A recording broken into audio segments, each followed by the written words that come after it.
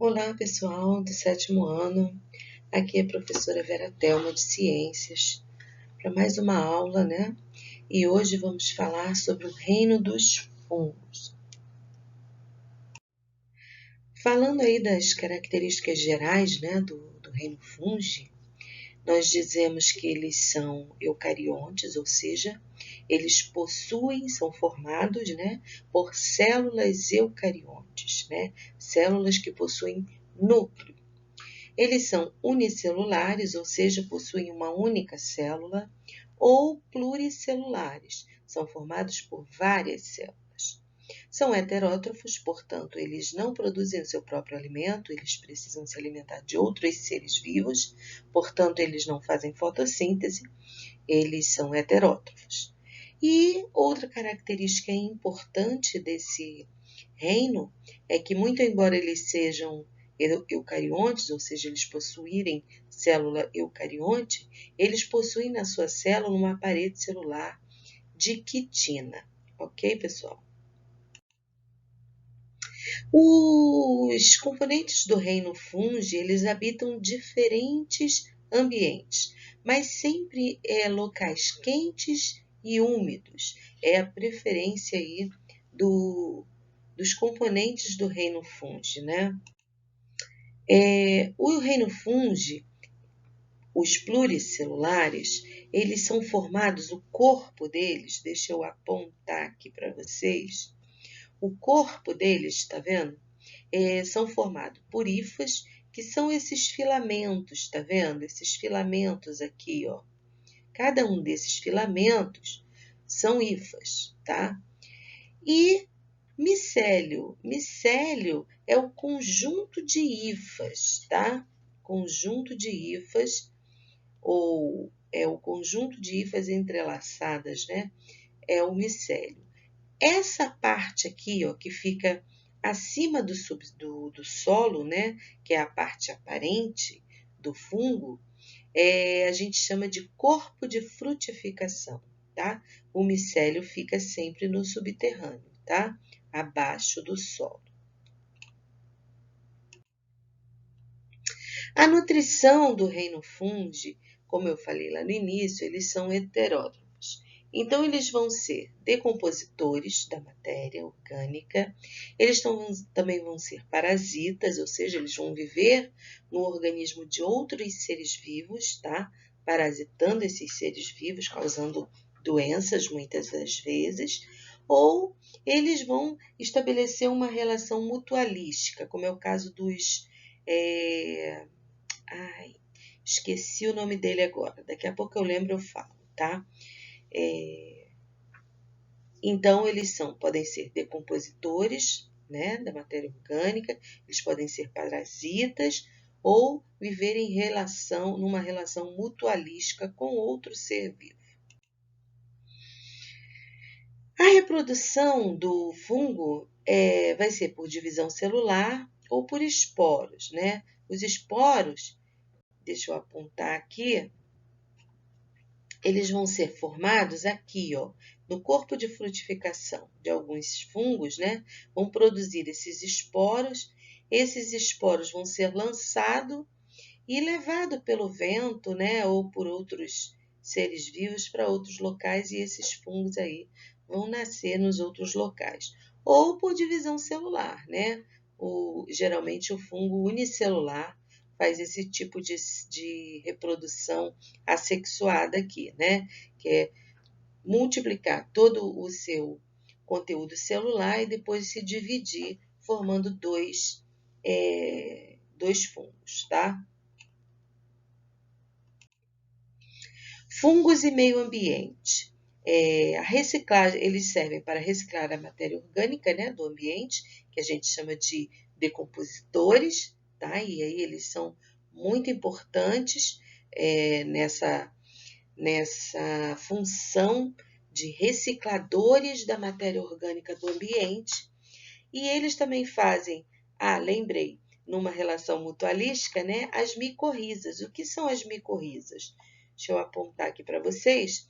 Tá vendo essa estrutura aqui? Ó, esse vegetal aqui na raiz desse vegetal tem uma relação mutualística com alguns fungos. E aí, o que acontece? Essa raiz ela vai ser impregnada por esses fungos e vai formar essa ramificação aqui, que a gente chama de micorrizas, tá? Que vai facilitar a vida da planta, tá? É uma relação mutualística, ou seja, benéfica para ambos, tá? E vai facilitar a vida da planta, porque vai trazer nutrientes e água também para essas plantas, tá? E eles vão estar ali bem protegidos, né, na raiz dessas plantas.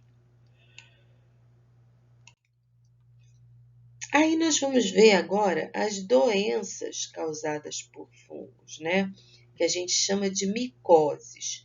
Micoses é o nome genérico para qualquer doença causada por fungos.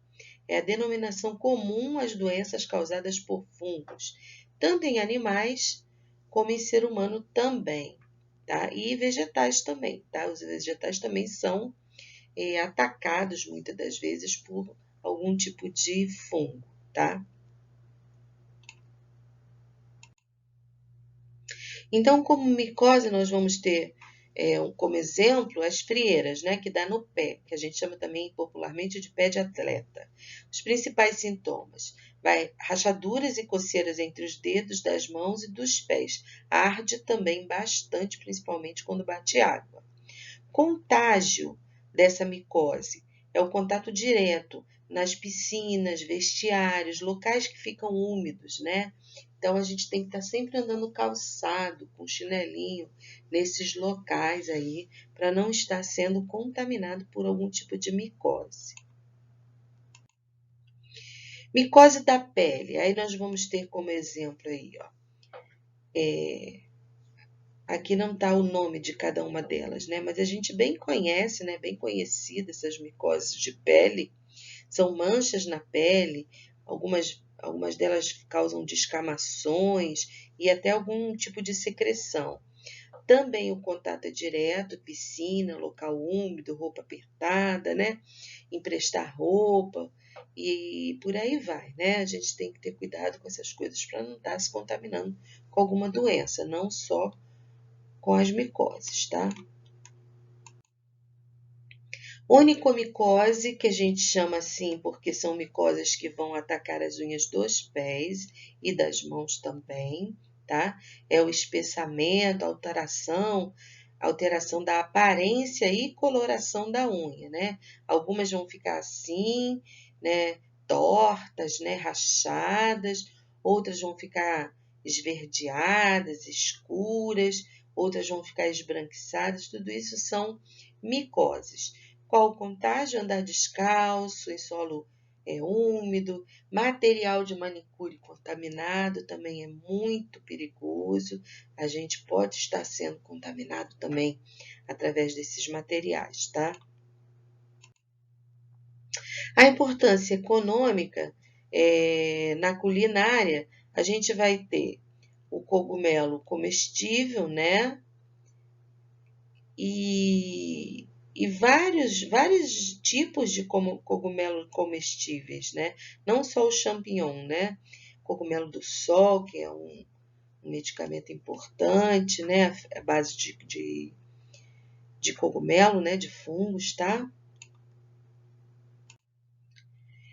A importância econômica com relação à alimentação e outras coisas, os cogumelos são considerados ótimos alimentos em todo o mundo pessoas se alimentam de cogumelos. No entanto, existe cogumelo venenoso e a distinção entre um cogumelo com valor nutritivo e um venenoso é difícil para quem não os conhece. Portanto, cuidado, né? Só devemos consumir cogumelos de origem conhecida e de produtores confiáveis. Veja aí 2 exemplos de cogumelos venenosos, ó. Esse aqui bem coloridão, ele é extremamente venenoso. E esse outro aqui que parece muito com um champignon, né? Mas não é um champignon. Então, a gente não pode, na natureza, encontrar um cogumelo e falar, esse cogumelo aqui dá para comer. Não, não faça isso porque você pode estar comendo um cogumelo venenoso, tá? Na culinária também nós vamos ter a produção de queijos e bebidas alcoólicas, o fermento do pão, tá? Então, ó, queijo e bebidas alcoólicas, a gente usa algum tipo de fungo para produzir esses alimentos. Esse queijo aqui, Roquefort, essas manchas escurecidas aqui são fungos. E no vinho, a uva é acrescentado um fungo, um tipo de fungo que vai se alimentar do açúcar da fruta, né? E vai fazer fermentação, gerando álcool, né? E aí produz o vinho. A cerveja, a mesma coisa. E o fermento que a gente usa, o fermento biológico, né, para fazer o pão, nada mais é que uma espécie de fungos aí que fermenta a massa, leveda a massa e faz ela crescer, né? Na medicina e farmácia, nós vamos ter os remédios, né, como é o caso dos antibióticos, né? A penicilina, por exemplo, é um antibiótico à base de fungos, né? Na indústria automobilística, desculpa, a gente vai ter a fonte de energia alternativa, como é o caso do etanol, né? O álcool etílico. Ele é formado da cana-de-açúcar, né? Através da fermentação do açúcar da cana-de-açúcar por fungos, né? Que vai aí produzir o álcool etílico. É isso aí, gente. A nossa aula hoje foi sobre os fungos, uma aula bem rapidinha, bem tranquila. Observem o que eu postei no WhatsApp para quem não tem livro, tá? E façam aqueles exercícios. E quem tem livro pode utilizar o livro, o texto do livro e os exercícios do livro para fixar a matéria, tá bom, pessoal? Fiquem com Deus, até a próxima aula, que será uma revisão para a prova, tá? A próxima aula, tá bom, pessoal? Um beijão.